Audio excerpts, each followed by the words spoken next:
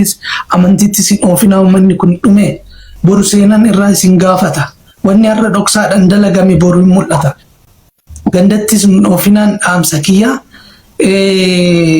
uummanni kun waan amma itti jiru tana iddee amma itti jirtu tana hin cabsa guyyaa tokko cabsee keessaa hin ba'a maaliif rakkoon baay'achuun mataan isaatu furmaata rakkoon amma baay'ate kun guyyaa tokko furmaata fidee dhufa maal addunyaa laalutti jira addunyaa waan keessa ooltee bultu namoonni akkanatti quufanii ummata isaanii mataa irratti fincaan hundi yoo ummataan huccuun irraa yaafamee ari'amaa jiran argaa jirra addunyaa guutuu keessatti kuni kan ta'u achi qofatti miti guyyaa tokko kan ummata salphise hunduu salphataa kana beekuun barbaachisaadha tokkummaadhaan kun hin dhufa ummanni kun kana keessaa hin baha kana keessaa yoo bahame boru gaafatamni seeratis kan seenatis akka jiru quba qabaatanii warri gocha badaa kanaan ummata kana haga inni azzala kokkee jala isa geechutti dararaa jiran kunillee ummata keenyarra akka dhaabbatan dhaamsa goonaaf yoo hin dhaabbanne ummata kana itti dammaqsuus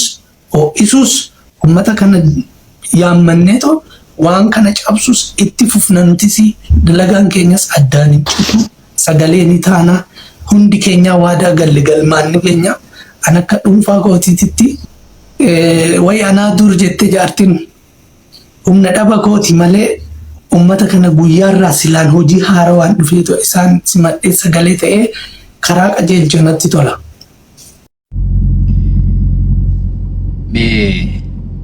Ashama harka fuune ሰላምታን irraanfanne assalamu alaykum akkamna jirtan fayyada hordoftoota koo kabajamoo fi jaallatoo ከተፈጠረ ጊዜ ጀምሮ የኢትዮጵያ አየር ኃይል በቀን እንጂ በማታ መዋጋት አይችልም።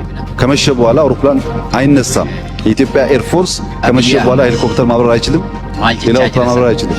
እስካሁን አሁን ይችላል። አካስ jechuudha kijiba isaa kan ammoo boodarratti yaada kiyya kennadhee viidiyoo kijibsiisu isin daawwachiisa. Duraan dursee gooftaan bilisiginnaa Abiy Ahmed waggaa 7 kana biyya Itoophiyaa birmadummaa biyyaa balleessee lola keessootiin lola walootiin keessoo Itoophiyaa kana diinagdee kuffisee biyya beelessee jireenya qaalessee mootummaan Itoophiyaa kan jiru Finfinnee fi naannawa Finfinnee jechuudha. Birmadummaan Itoophiyaa hin jirtu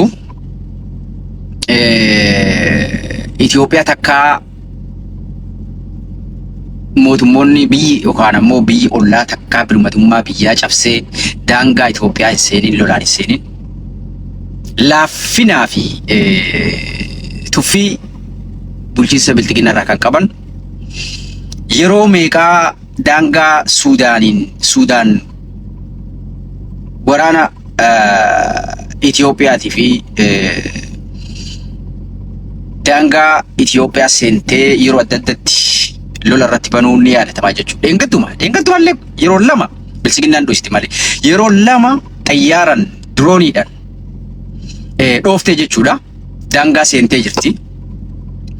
Akkuma beekamu Eertiraan naannoo Tigraay godinoota meeqaa fudhattee irra jirti. Birmadummaa Itoophiyaati sarbamee jira.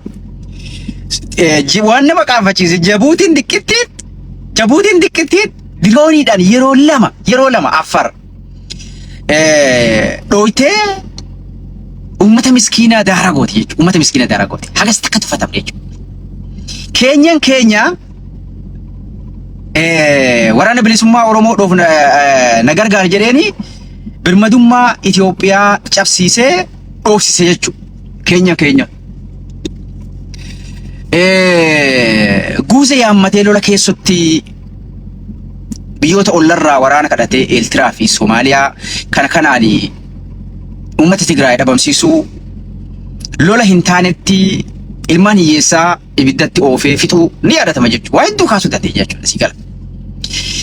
Har'a ammoo waan nama qaanfachiisu waan inni jedhu Itoophiyaan erguma uumamtee humna qilleensaatiin takka halkan humna lolchiisuu danda'u qabaachaa hin turre. Garuu sirna kiyya jalatti halkanii fi guyyaa humna loluu danda'u uumnee jirra jedha.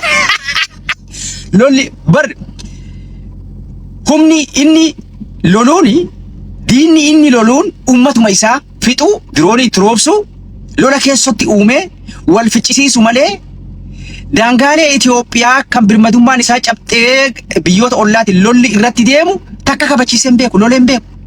Suudaan takka deemee dhahuu dhiisi Suudaan daangaa kiyya dabartee na dhooyte lola nabbante jechuu dadhabe. Jibuutii xiqqeetti sodaatee afaan qabatee cal yeroo lama practice leenjii irra fudhattee irratti tireen godhaa jirti jechuu Itoophiyaa tana. Jibuutiin xiqqeetti.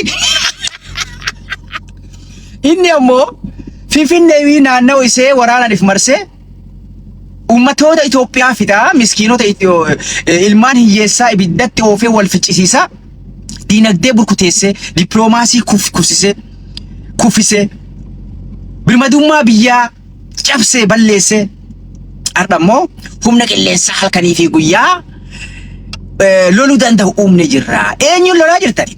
Oromiyaa barakatiin diroon itti roobsaa jirtu ummatuma keetii bar ummata miskiina.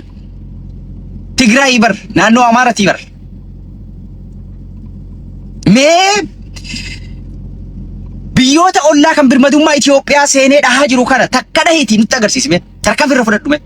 Dhahuudhiis ibsa baas. Ibsuma ibsaa baase akka daangaan Itoophiyaa birmadummaan Itoophiyaa sarbamaa jirtu.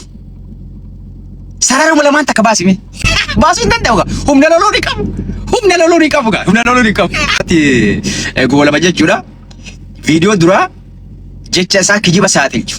Itoophiyaan humna halkanii fi guyyaa lolu humna qilleensaa qabaachaa turuu isii Mangistuu Hayilamaariyaam ragaa bahee jira jechuudha. ኢትዮ ፎረም አከስ ቆጴሰ ደጋግሞ ሲናገሩት እውነት ይሆንላችኋል የተባሉ የሚመስል ሁሌም ውሸቶቻቸውን ደጋግመው ይናገራሉ።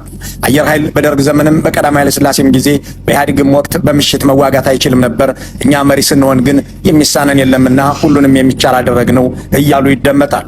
የኤርትራ ወረራ ጊዜ የሻቢያን ስትራቴጂካዊ አቅሞች በእኩለ ሌሊት ሄደው የደበደቡት ራሳቸውና ይልማ መርዳሳ እንኳን ይህንን ክደው ሲናገሩ ግራ ይጋቡ። የሆነው ሆኖ የጠቅላይ ሚኒስትሩን ነጭ ውሸት የሚያጋልጥልን ራሱ ኢቲቪ ነው። በ2014 አየር ኃይል በእኔ ጊዜ በምሽት ተዋጋ የሚለውን የአብይ አህመድ ንግግር ያሰራጨው ኢቲቪ መንግስቱ ኃይለማርያም በ1974 ዓ.ም በሌሊቱ የሚራቀቅ አየር ኃይል ፈጥረናል ብለው ሲናገሩም ቀድቶ አስቀርቶ የዘንድሮ አልቃውን ውሸት ስረ መሰረት ያስታውሰናል። ኮሎኔል መንግስቱ ያደረጉት ንግግር እንዲህ የሚል ነው።